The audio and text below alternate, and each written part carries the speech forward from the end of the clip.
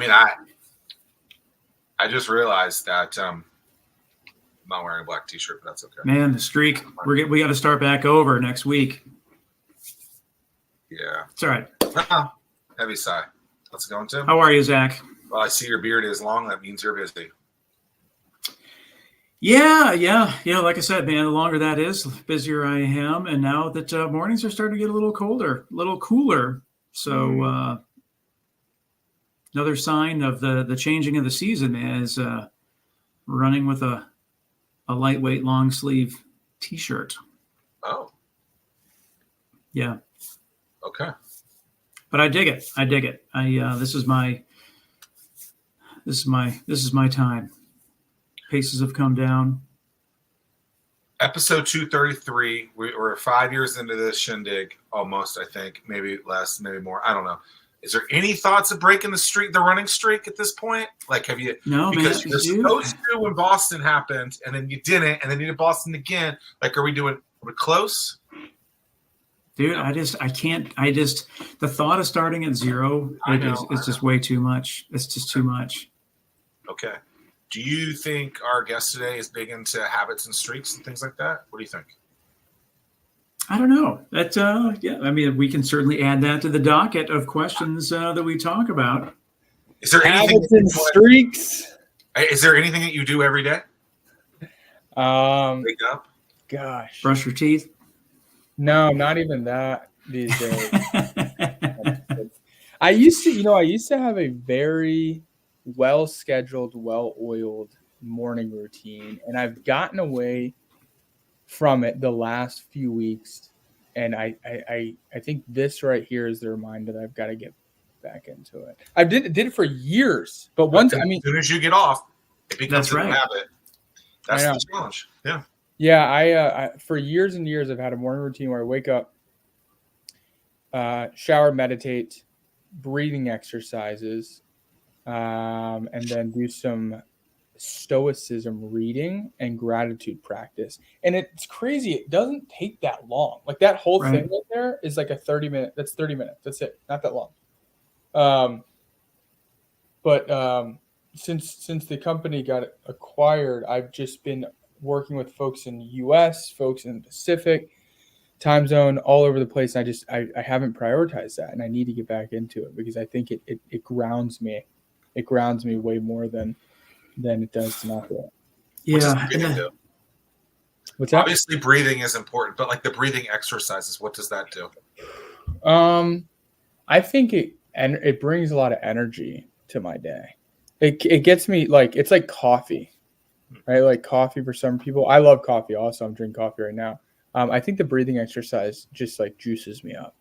Because it's like something about putting all that oxygen, like you're putting a massive amount of oxygen in your bloodstream in a very short amount of time. Use a specific tool or something? I use the same YouTube video. I'm going to pull it up right here. It's called Advanced Breathing with, hold on. It's so funny. Something becomes rote. You stare at it every day and you don't even know the name of it. Wim Hof guided breathing, 3 rounds slow pace. I was wondering if it was him. Yeah, so here I'll send you put that in the show notes for anyone who wants to do it. There's a beginner's guide one. Have you ever done this, Tim? The Wim Hof breathing? No. It's quite interesting. He claims he can heal a hangover. Don't know if it's true. Oh, so hold on. Back to that. In his book, he literally says his daughter is hungover. She goes up to him, Daddy, what can I do? He says, do this for 20 minutes. And apparently she's fine. Dude, I would say it will significantly reduce a hangover, but it's not because of the breathing exercise. Again, it's not the breathing exercise that just magically does something to you. It's rushing that much oxygen into your bloodstream in a short amount of time, like will crush a hangover. Wim Hof is the guy who really, I'm going to say the word modernized the ice plunging stuff too, Tim. He's the guy that a lot of people got into it because of. He's not the guy who created ice baths and ice plunges, but like he's the guy that popularized it. Yeah. Well, he's a nutbag, but it's great. It works for hangovers though. It really does. I've tried it not All right. on purpose, but I've just as a part of my morning routine. I happen to be hung over that day.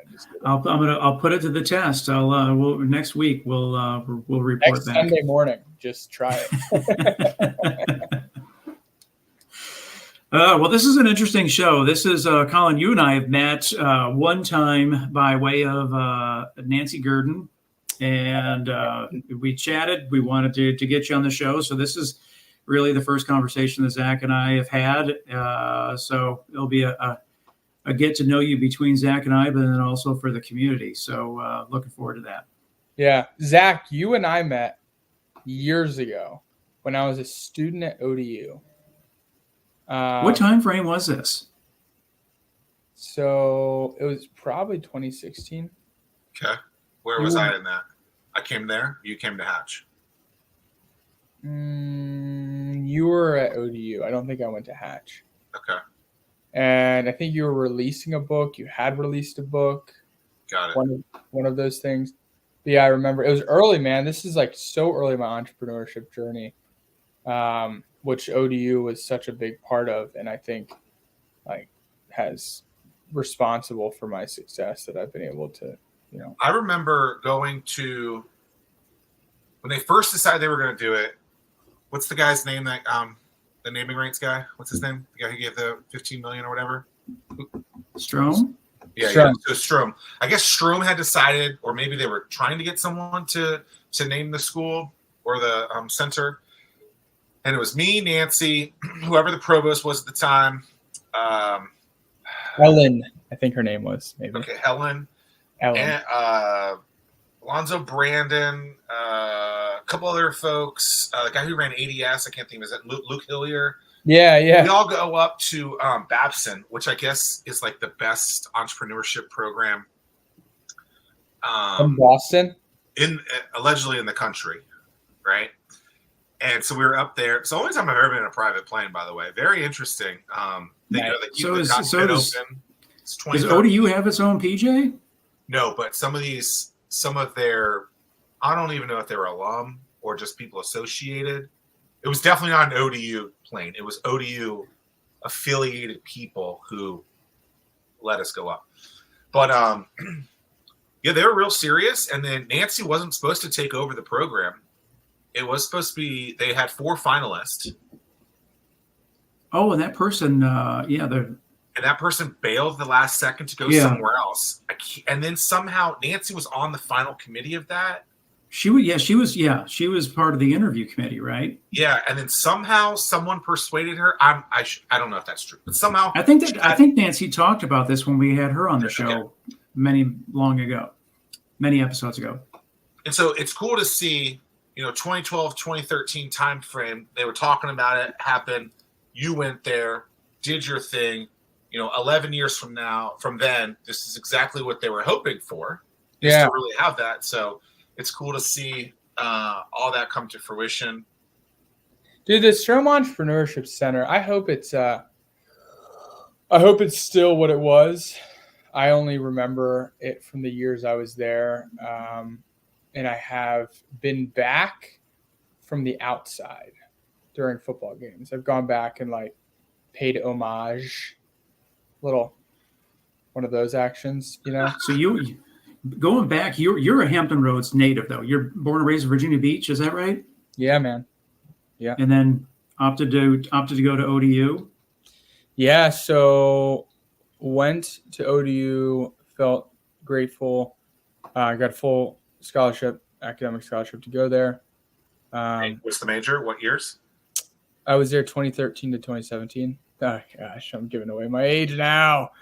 Brutal. Oh, I try not to do that.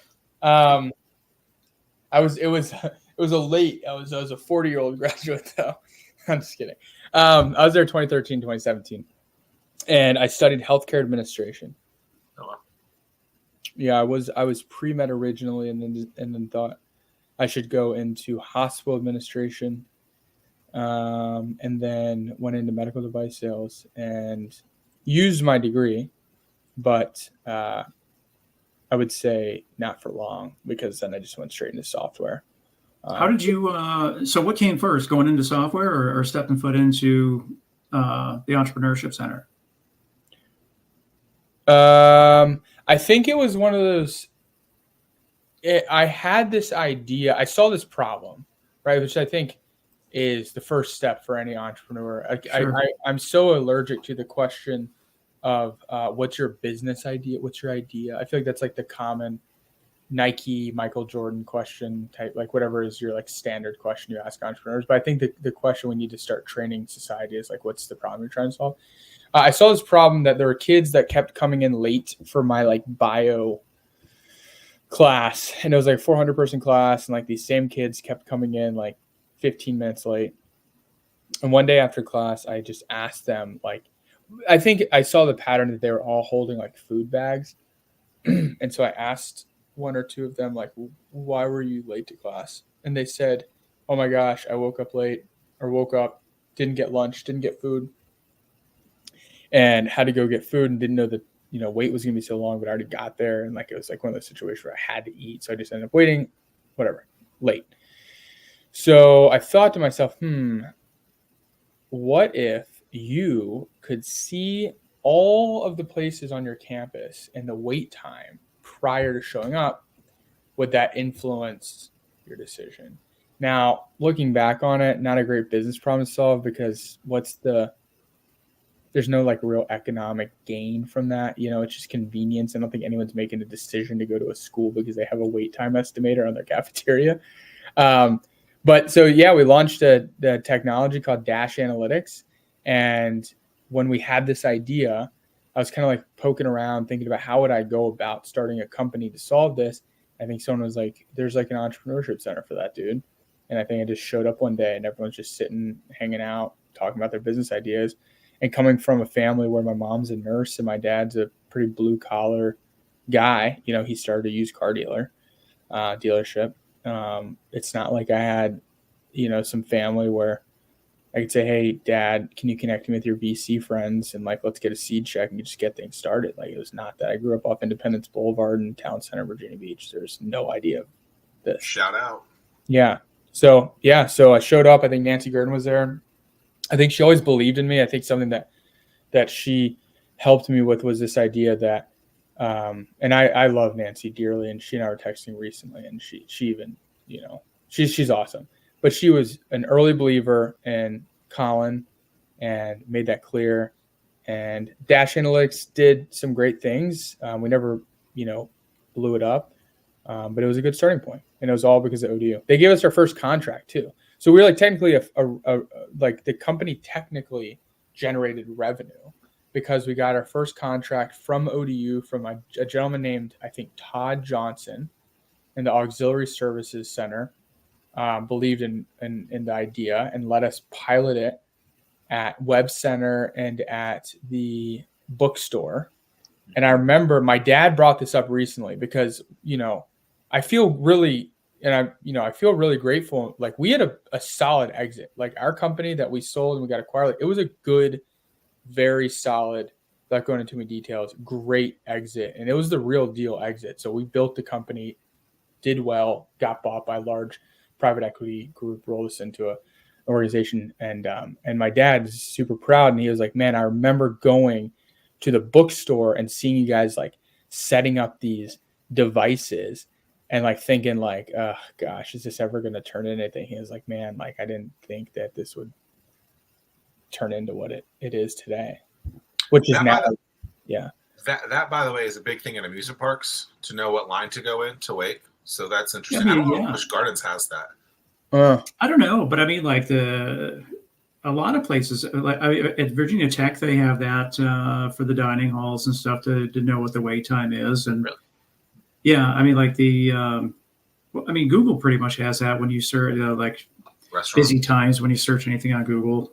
The Supercharger network within Tesla has it as well in terms of most busy times. They were starting to do it at ERs, which makes sense. Like, that's a very real world application for that technology. Except when you need it, you don't want that line to be long. I guess, yeah. Like, in what world is an ambulance like?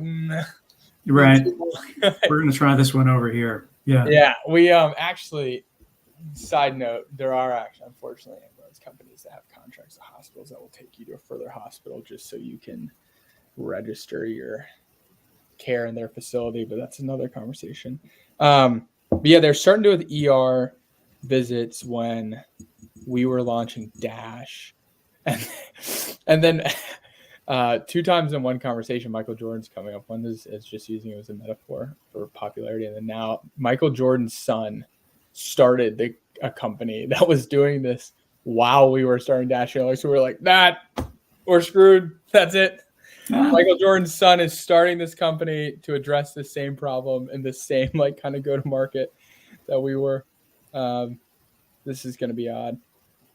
But I don't think they did anything either. How did everything go? Go ahead, Zach. But that's not what was acquired. That's something else, correct? Yeah. But when I met you in 2016, this is what you were working on at the center, probably? Okay. Yep. But yeah, the point I think that I don't know if I made it clear enough. My dad making that joke, I didn't know if this was just the idea of being an entrepreneur. We were just stumbling around the frickin' bookstore, not knowing what to do, trying to set this thing up so that we could speed it back to a dashboard. Did you ever meet Ian Taylor from Cary, Norfolk? Colin? Was he the gentleman doing the 3D printing stuff? No. That's Blade. Oh yeah, Blade. Blade. Yeah, Blade Taylor. But what you're saying, it's really interesting because I remember Ian and I used to go around to all these restaurants on Granby Street to try and get the thermal printer. We had to have the thermal printer talk to their POS, and their POS was each one was different. And you're just is it just thinking about all of those things where you're hey, your dad's saying, is this ever going to work? Or I think you or your dad saying that. No, my dad. I was is this ever going to turn into anything? It's so interesting because you just never know. I mean, he got acquired as well, and it's great, but it's yeah. I mean, all those back stories, people don't see that. It's I remember we would sit in the damn hot kitchen trying to get this damn thing to work, and then we realized that the thermal printer that we had was getting overheated, and it was melting, I think, or something like that. And it's just that's why I think entrepreneurs have a sickness in their head that not everyone does. Is we just push ourselves to do so much more, and it gets me almost emotional to think about how far and how much grit and self-belief it takes to do that. Because there's a lot of people that probably just don't have that, but and they'll never see the light of day. Their ideas won't, because they don't have that. But I don't know about you guys, but I definitely think, and I talked to my girlfriend about this recently, I really hope that my kids, when I have kids, and even hopefully, grandkids, I hope that I'm able to instill a level of hard work and make sure they know that wealth and success and generational wealth, it doesn't come easy. And just because maybe there's some people that will be benefactors to my hard work, which is just the reality, I don't want them to think that it came easy. And I want them to know there's a lot of struggle that went into it. Because I think that struggle is what makes people humble and makes people respect the dollar that they've earned, Well, as silly as it is, and that has a lot to do with the run streak that we were just talking about. Is it because I can't wait to get up and jump out of bed and go knock out miles? It's I want to do the hard stuff, and I want to prove to everybody that you got to get out there. Yeah, it's windy, it's cold, it's raining, but you got in life you got to get out there and do the stuff that you don't want to do in order to succeed. And so part of that was showing my kids, hey, as I'm struggling to qualify for Boston, and on the 5th year trying, I finally did it, but it took the discipline to get out there and train for it and not give up and not stop believing myself in order to accomplish that. So yeah. And when was the Boston Marathon? I ran it in 21 and 22. What month? Oh, April. So April. So you're out there training. Right. What people aren't seeing when you cross the finish line is January 3rd, 4:30 a.m. Oh yeah. January 4th, 4:30 a.m. January 9th, 5 a.m. Those were good bar nights. Like, We're not seeing you stumbling home drunk from the bar at 5 Well, yeah. and then doing Wim Hof 4 hours later, then running, right? Yeah, no. Yeah. No, man. Well, and with that, I mean, like, I know what it's like to be in Mexico, on vacation, but still knocking out training runs while in Mexico. I mean, it just, but that's okay. To your point, that's what it takes. I like to hear athletes just kind of on another parallel of just anyone who's a high performer. It really doesn't matter if it's business, athletics, chess, doesn't matter.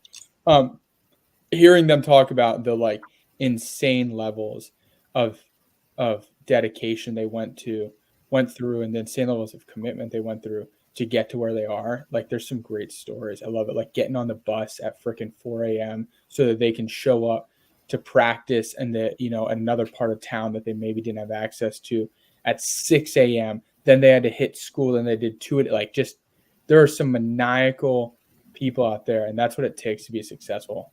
I think all of us here have a story in that regard. I like even like the older guys who are still doing it, like a Derrick Henry in the NFL, and you hear some of his stories. They're saying like he doesn't even eat until 4 o'clock. That's how long he's good. Like, he is just one jacked dude. Like, but to see him, they say, running backs 3 years, 4 years, he's in year 10, 11, 12, something like that, and just crushing it. And then you hear how hard he's working every day, plus practice. I mean, because there's definitely athletes who aren't doing that, Yeah. Oh, yeah. The same thing with business, Yeah. What do you want to put into it? And, I think there's that risk reward in there. So that's pretty cool. Okay, so where do you live now? DC. Okay, where up there? So, Arlington, Virginia. So Clarendon. Okay. I don't know if you know the neighborhood of Clarendon. Clarendon Courthouse. What made you go up there? Funny story. You ask. That's why we're here. So I was like reeling into my head of like, does my girlfriend know this story? Because she might watch this, and then blah, blah, blah. So I lived in San Francisco, helped build a company out there called Volano. Got acquired by Beck & Dickinson. I was not the founder, though. I was early go-to-market guy.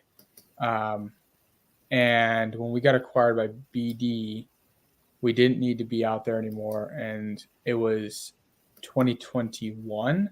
So it was deep COVID. So I got a place in Florida, in like Miami area, and hung out for a little bit, and then bounced up to Virginia Beach to spend the holidays with my parents. And I don't know, not like February came around, I was still there for some reason. My parents were like, "You going back to San Francisco? Or are you going back to Miami? What are you doing?" And they just kicked me out one day. They kicked me out. My mom kicked me out of the house at like 25 years of age. Way to go, Mom. Yeah. Way to go. She literally kicked me out, dude. She literally was like, "Come back home, get your stuff, pack it up, leave." And my girlfriend was at the time living in DC, and she was like, "You can just come stay with me." And I had lined up a place in Austin, Texas to go to, one side of a duplex. And a few days before I was due to move in, they canceled it because of like the Delta variant. I think they had kids coming home from college. And so here I am, like nowhere to go. And so I was like, I can't stay with my girlfriend. That just feels weird. And so I just got a place down the street, and it just happened to be here in Arlington, Virginia. Well, I appreciate your mom recognizing that 25 you need to shoot 5. Well, the best part about it was like I hadn't lived at home since I was 18, so it's not like I had been doing that. It was just like COVID. They were empty nesters at this point, I'm assuming. They were ready. They liked it. They didn't want you cramping. They didn't want me back. And I was ruining everything, man. I wasn't following the rules.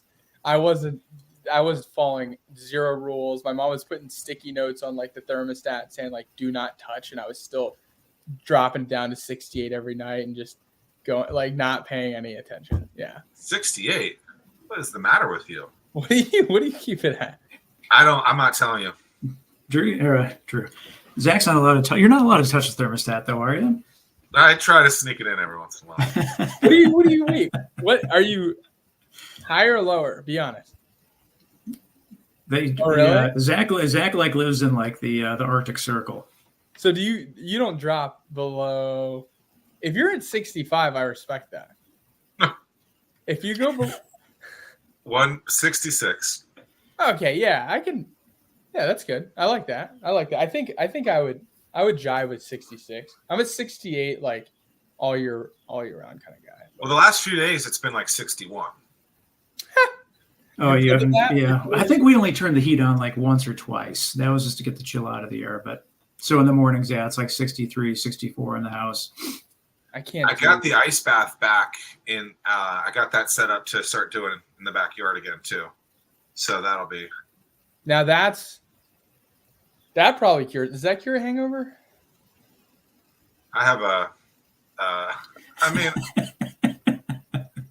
there are some things you can do. I don't know. If you put your head under, I think it helps a little bit. Yeah, just freezes the hangover right out of your senses. Freezes your. Something about going underwater in the cold does some. I've read about it. Here's what you got to do. You got to do. We're gonna coin it right here. We're gonna call it the Fervent Four Hangover. The Fervent Hangover 4, and it's gonna be duck your head into an ice bath, do a Wim Hof breathing for blank minutes, double cheeseburger for McDonald's, McDouble, and then take a 45-minute cat nap, and you'll be right. Yeah, I also think in there you gotta take like a scoop of Scratch with at least a 17 ounce bottle of coconut water, maybe a little like a 500 Scratch is like a Gatorade alternative, but like significantly better. But yeah, better for you. SKRATCH. And then maybe like a hydration, 500 grams, whatever the thing is of salt replacement, something in there. But I'm with you.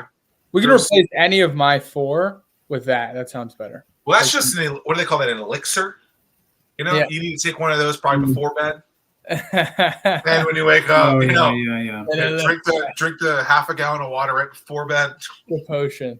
Yeah, I gotta get better about that. I've been trying not to drink too much, but I'll tell you, man, as I've gotten a little bit older, the hangovers just have gotten way worse. Yeah, you can't recover. You don't rebound quite as fast. No way. Okay, so you start ReachSuite at what point? After Mama kicks you out? Yeah. Because this is our timeline now, like before and after, the kick out of Miss Smith. Miss Smith boots on a Sunday afternoon. A song for that. It was a Sunday. I remember it well. It was after, because I started. That must have been like March of 21, right? March of 21. I started ReachSuite in early 22. Okay, and it just got acquired in what? September this year? Yeah. Okay. Yeah. So early stage, did you raise money? Did you have funds? How did those early days look? Well, I think the early days were bootstrap for sure. I don't think in that point in time in 2022, I think that the climate was still very difficult, and then even in 23, and I think I've talked to some founder friends. I think raising's still hard now. So we bootstrapped. We used a Figma mockup. I think it was the Savior. Used a Figma mockup of the product, demoed it like it was real. I got about 100,000 in ARR just off of that. Took that, went to VCs and raised this seed round from that. Nice. What's the premise of is ReachSuite the same premise as the previous business? Oh, no. Or what? So let's talk. So let's jump into ReachSuite and the problem that solves, and how you what the premise was of that. Same thing I would say as Dash Analytics, in terms of like the methodology in finding the problem, right? I think the best way to find a problem is one that you're struggling with and it's in front of you. So I was overseeing a mid-market sales team, about 11 folks at a company called Viz AI. And my sales reps were coming to me pretty regularly, just complaining that folks didn't want to get on the demo meetings with them anymore. The prospects didn't want to get on demo meetings. They didn't want to bring their boss in. They didn't want to, they really didn't want to meet with sales like they used to. And inversely, it wasn't a great use of the seller's time because, they're only getting on these 30-minute Zoom meetings and they're spending like 25 minutes going through a generic overview demo just so the buyer understands what the product does and how it solves a problem for them, with like 5 minutes left to spare to talk about next steps. There's no discovery. It just was a very rushed demo meeting and the buyer didn't even want to be there. And so I had ignored the problem for a while, even though it was getting a little bit louder with my sales reps. And finally, this kid or guy on my team, Chris, showed up and said, look, man, I'm doing 5 demos a day and it's the same 15-minute click path. It's totally redundant. It's a bad use of my time. And they do not want to be there. We have got to find a better way to do this. So we went out in the market, looked for a couple tools, and there were some early stage at that time. The space has blown up quite a bit since then, but click-through demo tools where you could take screenshots and then you could thread the screenshots into a linear click path. And, the main pain points or the main frustrations that came out of that, they're hard to build. They took too long to build. When your product updated, they were stale. There's no updating capabilities and they're one directional. There's no choose your own adventure. And so I kind of thought to myself, I think we could do a better job. This problem is definitely real. There are people trying to solve it, and I don't think people are happy with the way they're solving it.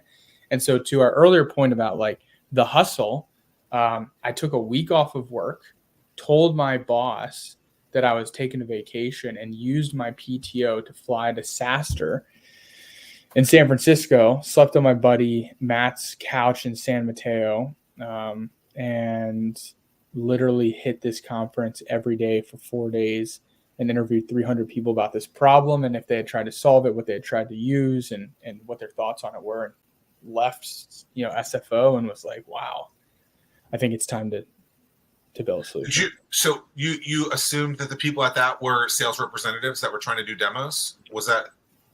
I had known that it was a very heavy sales and marketing technology conference. Okay, got it. Because you are making the assumption at that point, right? That this is because that was you at that point trying to get this into the demos of people. So then you're trying to get in front of the. Okay, got it. Truth is, man, I think when you immerse yourself into this stuff, like good things kind of happen. I was probably outbound LinkedIning people, like as much as LinkedIn would allow you without blocking you, like all day, every day, just trying to find people to meet. And one girl said, hey, because I was LinkedIn outbounding like sales and marketing people, leaders. And I was also a sales leader. So I was hitting them with kind of the like, hey, I'm a mid-market sales leader struggling with this problem. Curious to get your perspective on how you're solving it. So there's a little bit of that like peer-to-peer thing there. And one individual said, hey, I got an extra ticket to this SaaStr conference. There's going to be a lot of people like me there. And I respect your hustle. Like, I'm happy to give it to you. And then just gave it to me.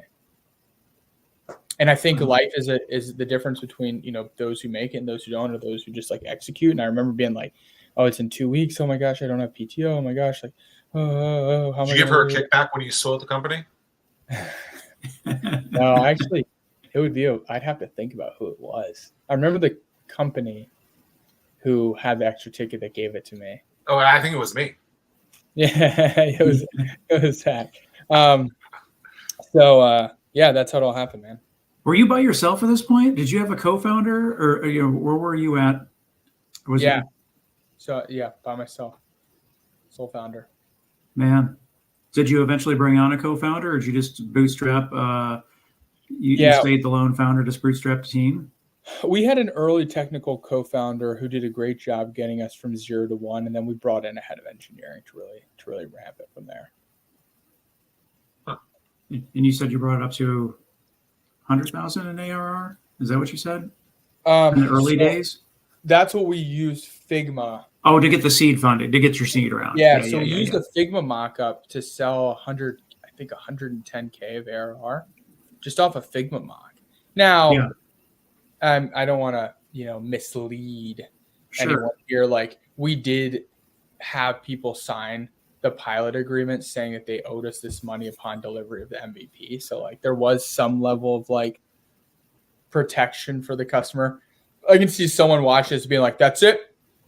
I'll build a Figma mockup and go 100K in ARR, no product. And it's like, no, don't do that. No, but you did it. Yeah, but that was a great job. You validated, and I'm sure through that validation, that's probably what helped make the seed round a little smoother. Totally. I mean, look, if you show up with 100K in signed contracts, it helps. Now, well, there's your traction right there. You get 100 with nothing. I mean, but how many people? How many Kickstarters are never fulfilled? So it's. Oh yeah, how many Kickstarters are never fulfilled, right? I mean, there's a lot of stuff out there that you pre-purchase. And there's some sort of, hey, you buy a plane ticket months in advance, you buy a concert ticket months in advance, but I mean, I guess it's safe, but we are pre-acquiring things all the time before it's actually available. Dude, I'll tell some of my biggest advice to early founders who are trying to, get things started. First and foremost, I hear a lot of people, and I was one of them, who was like, okay, chicken and egg scenario. I've got no revenue, no technical co-founder, no VC money.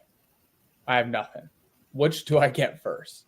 And the funny thing is I was trying to find all these ways to get a technical co-founder to then convince a VC to invest in us, and then trying to get a VC to maybe like trying to get a VC to like pledge money, then using that to go get a technical co-founder. All wrong.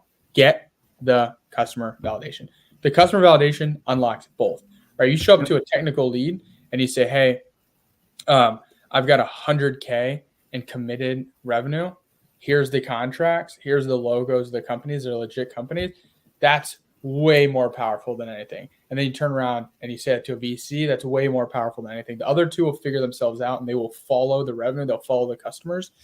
I think you just got to get the customers first. And getting the customers in software, luckily, is a lot easier now than it used to be with Figma, because Figma can effectively fake a product.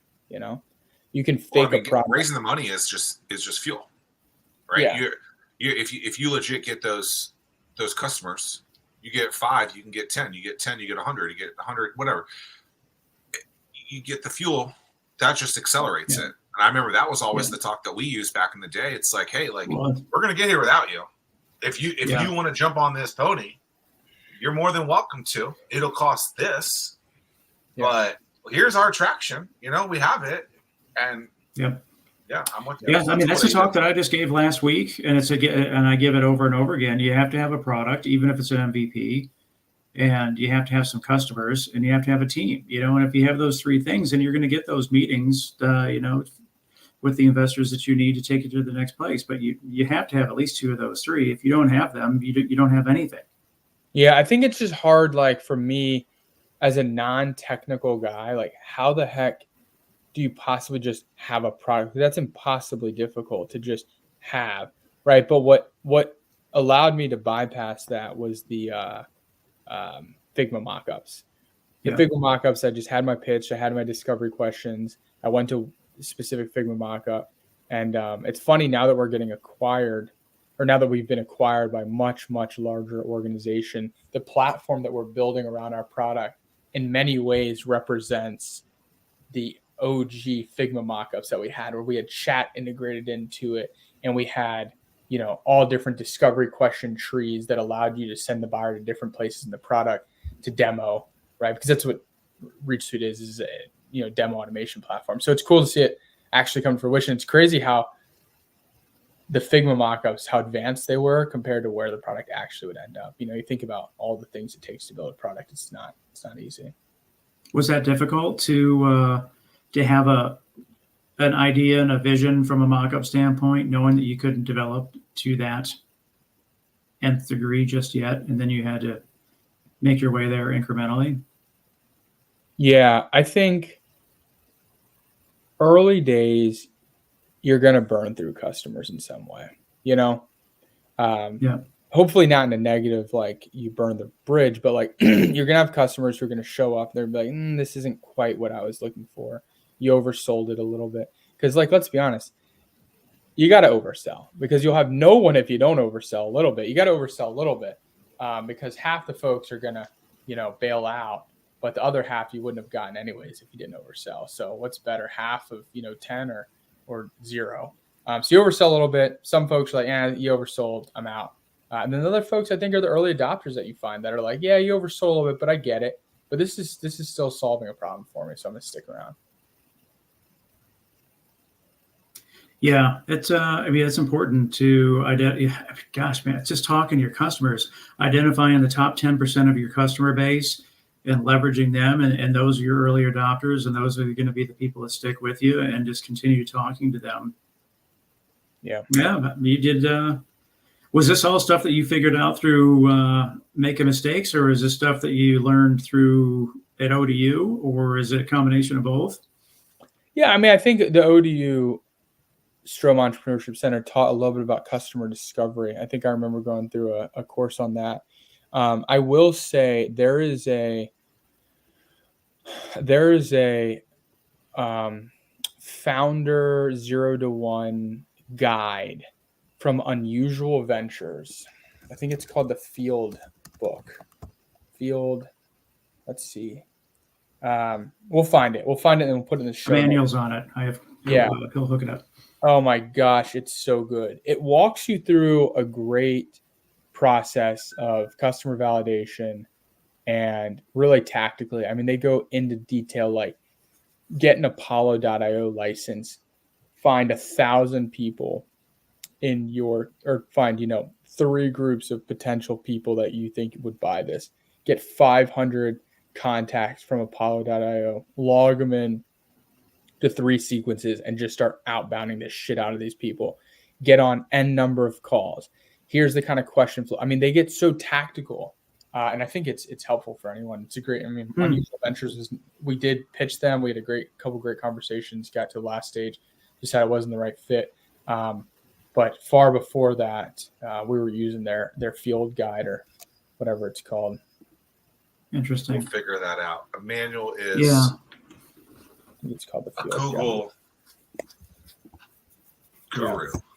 There it is. What? Yeah. Okay, so you get it out, you raise a little bit of money from your 100K ARR. Yeah. Where am I?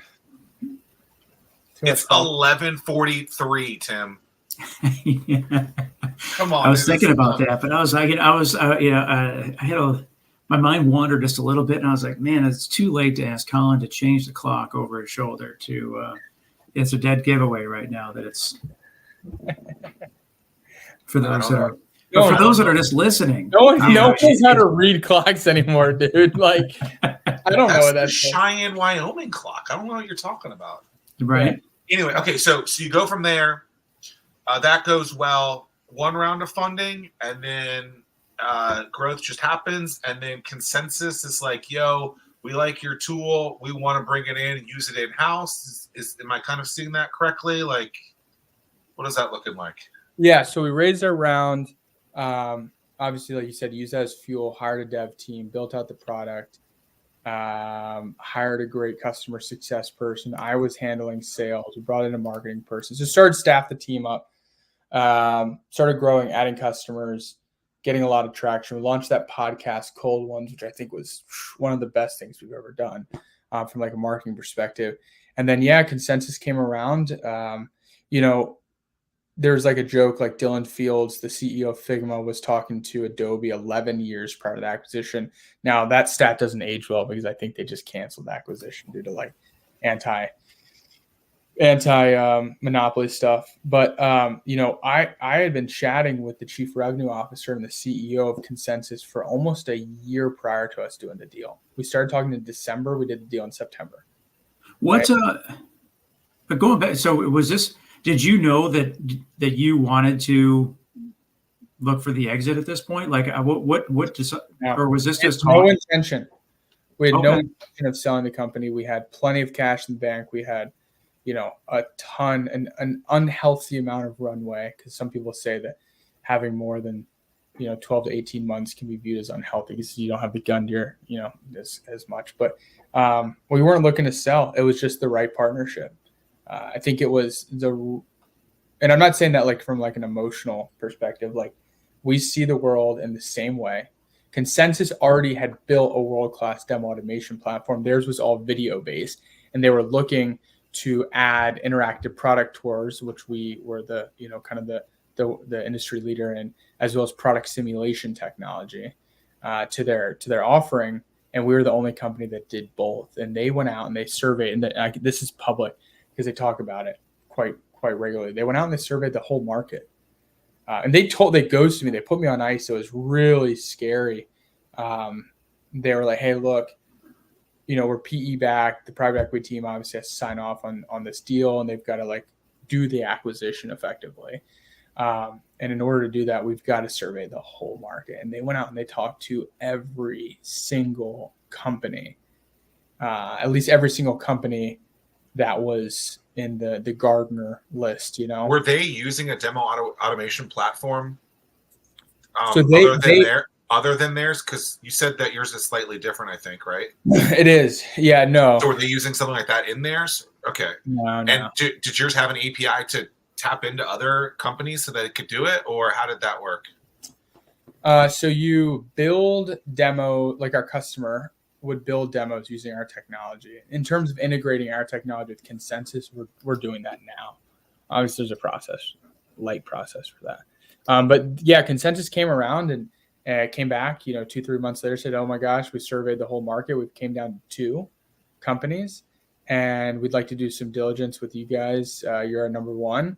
And if we can just do this light diligence, I think we'll be able to narrow it down. We signed an agreement. They did some light diligence into an area that would divide the 2. And then they said, yep, you're our horse. Let's do it. So we did term sheet. Term sheet had 30-day diligence sprint for like remaining business stuff. Went through the 30-day business sprint. I think me and the managing partner, me founder, managing partner of private equity group, very different personality types. They're like, Collin, I don't think we're gonna be able to do this in 30 days. I'm like, we're gonna do it in 30 days. I think we were missed by 5 business days. We were all pleasantly surprised with that. It was one of the fastest deals they had done, but we'd already done like 6 months of diligence with them. So it's, we kind of had a head start, and then got on an 8 a.m. call. It's the weirdest thing. I don't know have either of y'all gone through like a, it's so interesting. You get on this call. It's like the marriage I do thing. And the head attorney that's handling the deal goes, do we have the ReachSuite partnership or ReachSuite representatives here? Like, yes. Do we have the Consensus, partnership, people here? Yes. ReachSuite, do you agree to the sale of the company? I do. Yes. Consensus, do you agree to the sale of the company? I do. Yes. All right. The sale has been finalized. Thanks. That's it. It was a freaking 7-minute call. What were those terms? I can't share any of that. Good deal. Good deal. Why is that always the answer? Because I think it's sensitive information. There's all kinds of reasons why that stuff would be too sensitive. I get it. Okay. I'm just curious, like backtracking, what's the conversation that you have with your co-founder, the conversation that you have with your team, the conversation you have that are on the cap table? How long did that take? How was that received? Did your investors want, knowing that you had a decent amount of runway, did they want to go for the triple or the home run, or were they okay with the single double, or however you want to put it? Great question. I think the good news about selling earlier is some of those complexities are removed, right? Because typically in a fundraising environment, you're not giving up control until your Series A. Right? You're giving up equity, but you're not giving up control. And so the founders still have the majority of control to make decisions like that. And so I think that's one of the benefits of selling earlier, is you actually avoid some of the later stage complexities where, investors can outvote a founder on the direction. And I will tell you, luckily, I think we had a really pleasant relationship with our investors, and they were excited. We were excited. Everyone was excited about the outcome of the deal. However, I do know a lot of people who have had not so exciting conversations where it really didn't make sense. And I think politics get in the way. And sometimes it's terrible to say, but it's better for a VC to write something off as a loss than it is to take a down exit round. Yeah. That's really unethical, I think, for those who are putting their blood, sweat, and tears into it. But there's all kinds of weird, counterintuitive realities that start to come about when you get into that game.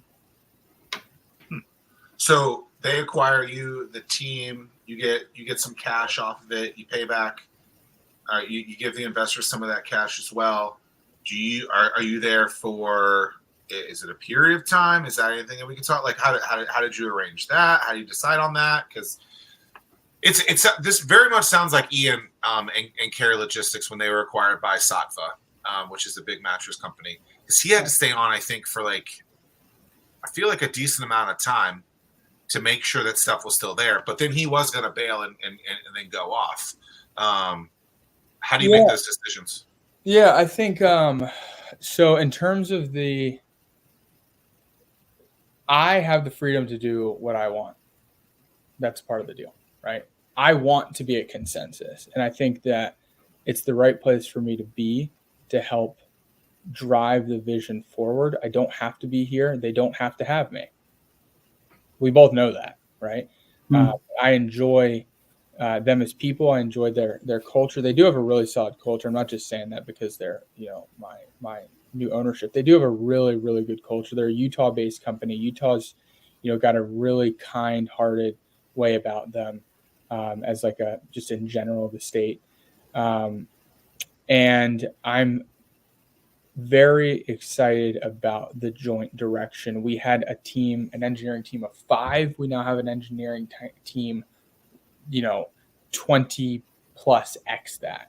And so now I'm able, joining as the VP of product to help see my vision forward, not as a side product, right? Not as an add-on, but as a core platform that's very aligned with what we wanted to do at ReachSuite.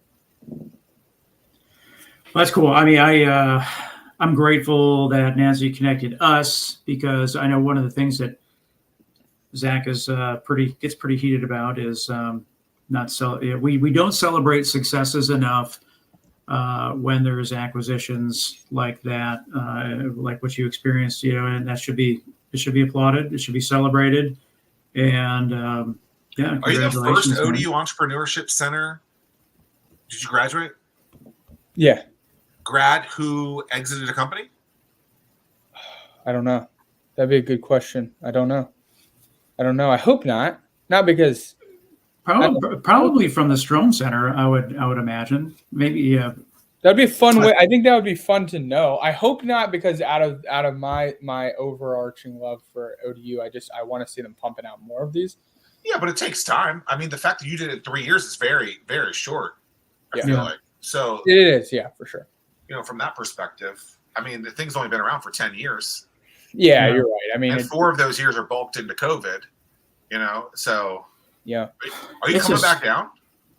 Are you going to move back down here? I come down periodically. Yeah, I mean, are you going to move back down here? Oh man, it's funny you say that. I was just looking at Zillow, and let's just say your money goes a lot farther in Hampton Roads than it does in DC. I grew up there. Yeah, I think. Man, dude, my girlfriend and I were looking at places. And you live in Arlington? Oh Lord! I'm sure that the average home price is probably $850K. I'm sure in Arlington, probably. And they're 100 years old. Oh, in Arlington, higher. Yeah, for sure. Like, we were looking at places in Old Town, and I think there's 2 questions that you have to ask. Question 1, can you afford it? And even if you can, question 2 has to be, is it worth it? Yeah. Right. And I don't know about y'all, but from my perspective, I'm a simple dude, and I don't care how much money I have. I just don't really spend a ton. Like, that's not my thing. I've not bought a single nice, like, crazy thing since the acquisition, you know.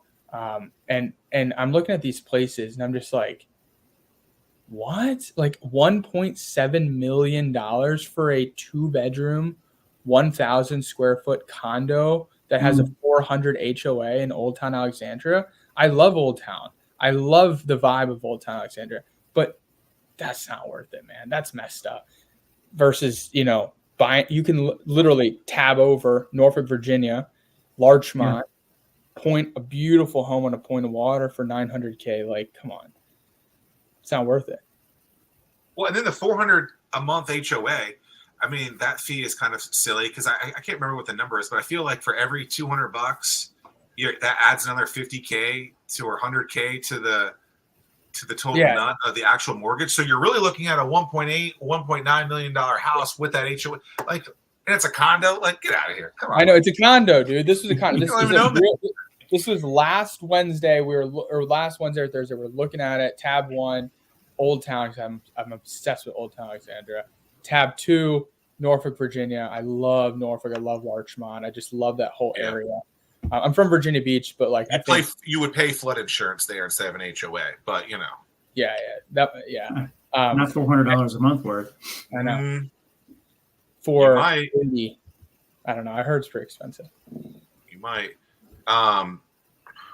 Okay, so when you come back in town, where do you like to get food? Like, what's your go-to spot? You gotta come back and you're like, oh, gotta get it. Yeah, I was just talking today about Dirty Buff to someone at Consensus. Do you believe they got rid of the stinger? Did you ever eat the stinger? I don't think so. Philly cheesesteak with sauced 2 tenders. Oh, no. I'm not having that. That sounds amazing. I'm going to Philly on Thursday. I'm hoping to get a really nice Philly cheesesteak. Yeah, they got some good ones. Dirty Buff all day. The garbage plate is like that's what we were talking about. We were just like talking about junk food that we're obsessed with. You know, in Virginia Beach, I'm a no-frill grill kind of guy. Also, the one in Collie's the original. I haven't been to that one too much, but I grew up going to. They got that ridiculous burrito. I can't think of what it's called. With the fried chicken tenders in it. Yeah. Have you ever been there, Tim? Yeah. Not to the one in Virginia Beach. I've only been to the one in Gap. Bangkok Garden, I still think to this day is like some of the best Thai I've ever had. It has been eclipsed, unfortunately, by Khao Sarn in Arlington, Virginia, which is literally it's an Asian grocery market. They have some restaurants in the back. It's nuts. KAOSARN, Khao Sarn, Arlington, Virginia. It's got to memorize. Yeah, it's so good. But I think Bangkok Garden, I have some friends from Princeton High School I grew up with who live in DC and are foodies, and that we're all like New York City, Manhattan as well. We're all like, I think Bangkok Garden still is like a top for us. That was my first Thai place I've ever been to. Tim, you ever been? No. They moved down the street. They built a building. Market Muscle is above them. I will say this. Jerry Melsner, who started No Fro Grill, he also started Dog and Burger. Which, do you remember Dog and Burger? That's now Redwood Smoke. Yeah, I want Jerry to hear this, that they need to bring Dog and Burger back. That was the OG smash patty. That was the best burger and fries I've ever had. No Fro, Five Guys, like, great as well, but you know, you just don't get like heart attack in a bag. Let's go, baby. Yeah, no, dude, it was really good. They had a red hot Admirals game. Like, you stop there, you get a burger, you get some fries, you buzz over to an Admirals game. You know, that was before I was able to drink. I was like, these are memories of my dad. And then leave an Admirals game now and like bust over like the Grain or like go over to O'Connor's is it O'Connor's? No, I've heard they've got. Yeah, they're American, whatever they sold. Okay, I don't know. I think they're just El Guapo now. That is a great beer. One of the best. I don't know. So much in Norfolk, man. Do y'all live in Norfolk or do y'all live in? Used to. Okay, yeah. Norfolk's. I think Norfolk's. You know, I keep bringing up my girlfriend just because she's from Scranton, Pennsylvania. She comes down with me, and she came to Virginia Beach. Did she work at Dunder Mifflin Paper Company? No, she worked at their competitor. I'm just kidding. That's a good one. Every time we count it, how many times people in Virginia Beach are like, "Oh, Davis." But she came down to Virginia Beach, and I was so excited for her to see my hometown, and we did it, and we went all around the hometown and experienced Virginia Beach. And she's like, I don't know, it's too spread out. I'm like, it's foiling my plans. Right. When we went. That is one of the problems with this region, I think, is that there's weird sprawl but no density, and the little bit of density that there is, it's like it screws it up. It's like we got the density of like a market 100 city. It's a challenge. Yeah. So we come back V2 visit. She's been now a ton of times, but the second time we came back, I took her to Norfolk, and we walked around Granby, walked around College. We did all this, and she was like, "This rocks. This is where we need to be." She must really like the Norfolk flower. She likes probably the mermaids. Okay. Tim knows what I'm talking about. Yeah. No comment. I don't know what Norfolk flower is, but I'm not going to say it. I'm going to be nice. We'll come back. Collin, it's been great. Appreciate you being here. Like Tim said, there needs to be a celebration. So when you're here, we're going to put together a big cake. And we want you to pop out of it and be like, wee, or something, something fun with it, And a baby outfit. Sounds appreciate good. You being here. Thanks for your time, guys. Thanks for having me. Yeah, appreciate it. Congrats. Thank you.